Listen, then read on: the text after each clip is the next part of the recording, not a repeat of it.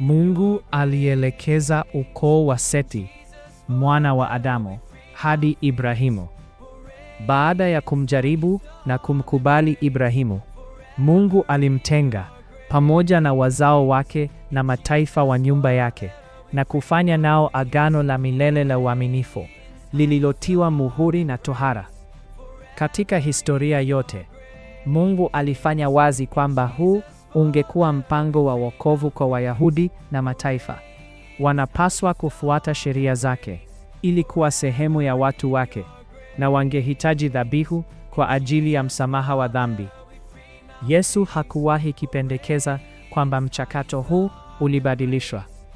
Kama mataifa, wokovu wetu unakuja kwa kufuata sheria zile zile ambazo Baba aliwapa taifa alilolichagua kwa heshima na utukufu wake. Baba anaona imani na ujasiri wetu, anatuunganisha na Israeli na kutuongoza kwa Yesu. Je, unataka kujua zaidi?